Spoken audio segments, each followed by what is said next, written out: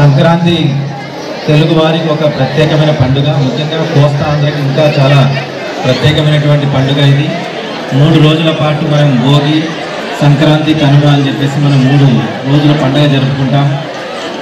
ఈ సంక్రాంతికి చారిత్రకంగా, పౌరాణికంగా చాలా విశిష్టత ఉంది. మరి సంక్రాంతి పండుగ ఈ ఉత్తరాయణం ప్రారంభమవుతుంది కాబట్టి సూర్యుడు ఉత్తర దిశగా తన యొక్క ప్రయాణాన్ని ప్రారంభిస్తారని చెప్తుంటారు. అందువల్ల ఇదొక ప్రత్యేకత. మకర సంక్రాంతిగా మనం పిలుచుకుంటాం, మకర రాశిలో ప్రవేశించడం వల్ల. అందుకని భోగి రోజున మనం పెద్ద ఎత్తున భోగి అంటూనే మరి భోగ భాగ్యాలన్నీ కూడా సిరి సంపదలు రైతుల ఇంట చేరిన సందర్భంగా మనం భోగిని జరుపుకుంటాం. అలాగే భోగి మంటలకు కూడా చాలా విశిష్టత ఉంది.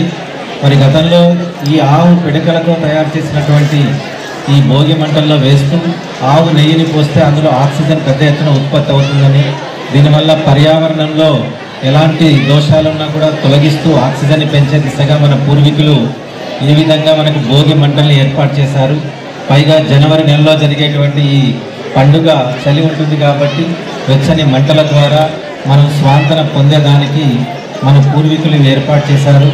అట్లాగే ప్రతి పండుగకు హిందూ మతంలో ఒక విశిష్టత ఉంటుంది. పండగ నుంచి మరొక పండుగకు ఏర్పాటు మనం ఎదురు చూస్తుంటాం. ఆ ఎదురు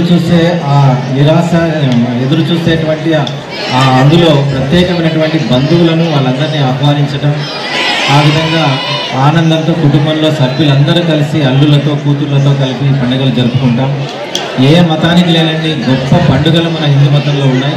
ఈ పండుగలు అందరూ కూడా ఆనందంగా జరుపుకోవాలని ఈ పండుగలో మరి అనేక పోటీలు నిర్వహించారు. ఆ పోటీలో ఉన్నటువంటి విజేతలందరికీ కూడా శుభాకాంక్షలు తెలియజేస్తూ కాలేజీ యాజమాన్యం వారికి కూడా మరి పెద్ద ఎత్తున ఇలాంటి పండుగలు జరుపుతూ మన తెలుగు వారి సంస్కృతిని ప్రదర్శించడానికి వారికి అభినందిస్తూ ఈ అవకాశం కల్పించినందుకు ధన్యవాదాలు. మరి ముఖ్యంగా మనందరికీ తెలుసు, ఈ సంక్రాంతి అనేది మన భారతదేశంలో ఒక పవిత్రమైనటువంటి ఒక సాంస్కృతిక పండుగ.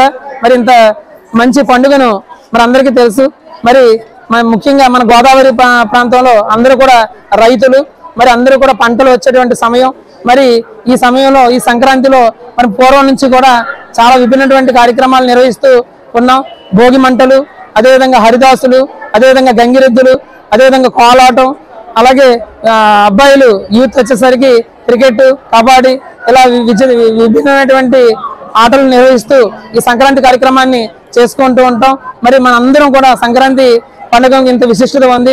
ఈ పూర్వం అంతా కూడా అందరికీ తెలుసు, పూర్వం సాంస్కృతిక కార్యక్రమాలన్నీ కూడా ఈ భావితరాలకు అందించాలనే ఉద్దేశంతో ఈ రోజు మీ విద్యార్థులకి గత 15 సంవత్సరాల నుంచి కూడా ఈ కార్యక్రమాలని నిర్వహిస్తున్నాం. ఇంకా కోలాటం, అదేవిధంగా గంగిరెద్దుల వారు, అదేవిధంగా హరిదాసులు, ఇలా అందరినీ కూడా సాంస్కృతిక కార్యక్రమాలన్నీ కూడా నిర్వహించడం జరిగింది. మరి ఇంత మంచి కార్యక్రమాలని నిర్వహిస్తున్నటువంటి మా విద్యార్థులందరికీ కూడా సంక్రాంతి శుభాకాంక్షలు తెలియజేస్తూ, అలాగే ప్రేక్షకులందరికీ కూడా సంక్రాంతి శుభాకాంక్షలు. మరిన్ని వీడియోస్ కోసం ఛానల్ ని సబ్స్క్రైబ్ చేయండి. లేటెస్ట్ అప్డేట్స్ కోసం వాట్సాప్ ఛానల్ ని ఫాలో చేయండి. అండ్ లింక్ డిస్క్రిప్షన్ లో ఉంది.